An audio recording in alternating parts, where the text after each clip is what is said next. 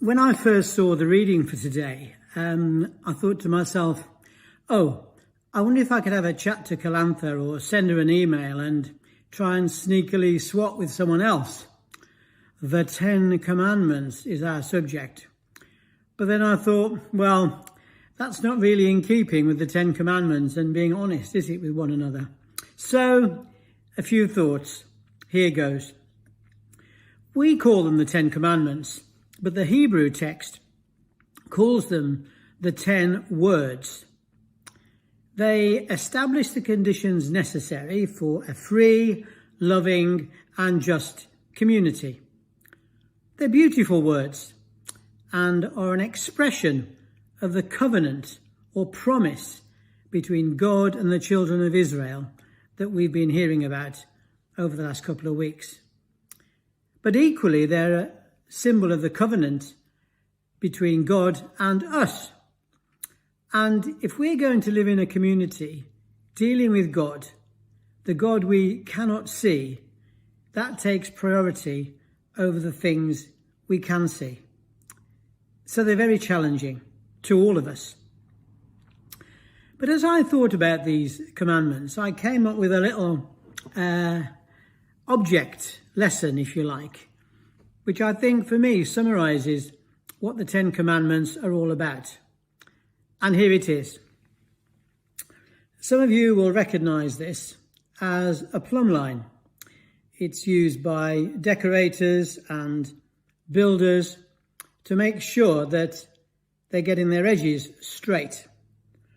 And in a sense, the 10 Commandments form a plumb line in our relationship with God and with others. We're meant to measure our lives by the 10 Commandments. And when the vertical lines are plumb, in other words, when we're in a good relationship with God, the horizontal lines, as in relationships with others, will have a standard by which they can be kept level. And that's how we build our community. So I might well refer to that later on in my reflection. So the 10 Commandments, Exodus 20, verses 1 to 17. Number 1, and God spoke all these words. I am the Lord your God who brought you out of Egypt, out of the land of slavery. You shall have no other gods before me.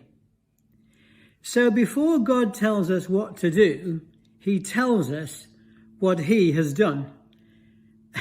We are no longer slaves who have no choice in what we say or do.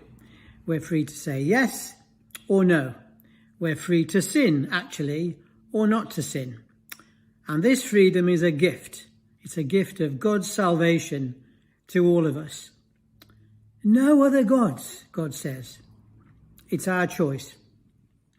And having set us free, he's not going to go back on what he's done and impose his will on us. The community we're a part of isn't formed by coercing people into it. On the other hand, if we want to be part of things, this is the first condition. God is without rivals.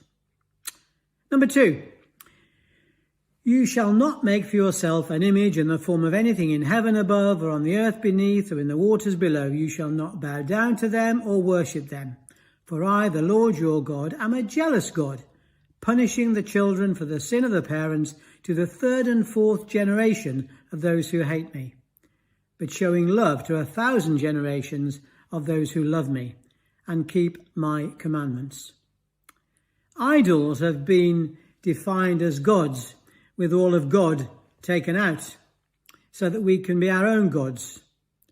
Idol making and idol worshipping has always been very popular, because it means we can still control our own lives. We've all got gods. I know I've got them. I've got things that I hold up and idolize from time to time. But as I hold this plumb line up, like that, as I hold my relationship with God and these 10 Commandments as a kind of a measure about how I'm doing, there are things that I know I need to be put right, if they become more important than God is in my life. Next one, you shall not misuse the name of the Lord your God, for the Lord will not hold anyone guiltless who misuses his name. So using God's name as expletive or as a swear word is misusing his name. Language is a precious gift that makes it possible to live in community. And maybe if we learn to respect the name of God and show others that we do, then all of our language will tend to be kind, respectful and loving. There's that plumb line again. Next one.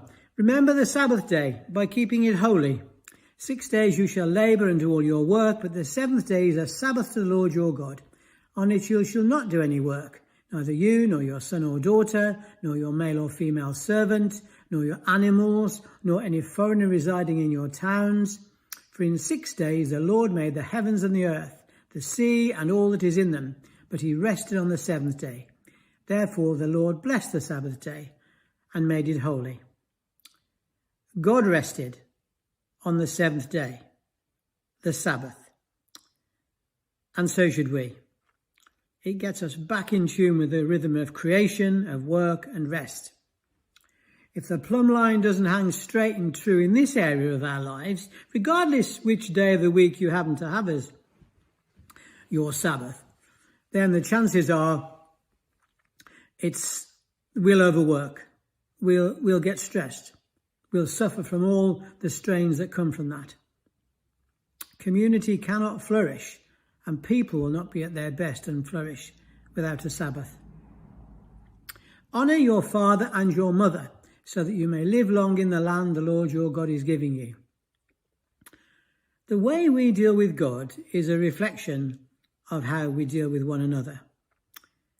We're introduced to giving honour to God whom we cannot see by honouring parents whom we can see. The command to honour parents anchors the commands to honour God in the concrete realities of everyday life. Now this sounds very black and white. I know that, and for many this is a difficult or even painful concept. And it may well be that it's our spiritual parents rather than our biological parents who've had more of a healthy influence on us. There's a big discussion here, and probably for another time. You shall not murder. Life is sacred, mine and yours, and worthy of respect. We may not think of ourselves as particularly murderous, but let's not kid ourselves.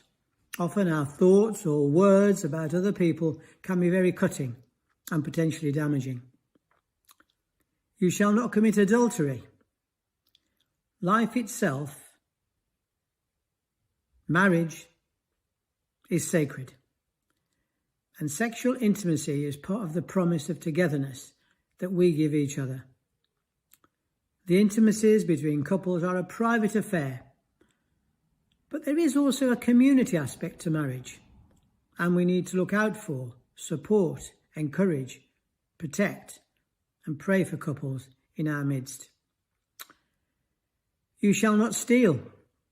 Human life and relationships are not all that are sacred and need looking after and protecting. The things of this world, from well-cultivated gardens to wetlands, from country lanes to inner cities, from pedigrees to strays, they're gifts to the community that each of us is responsible for keeping and tending. You shall not give false testimony against your neighbour. Language is the lifeblood of the community. Lies are like a sickness that weakens every part of the body with the aim of destroying it.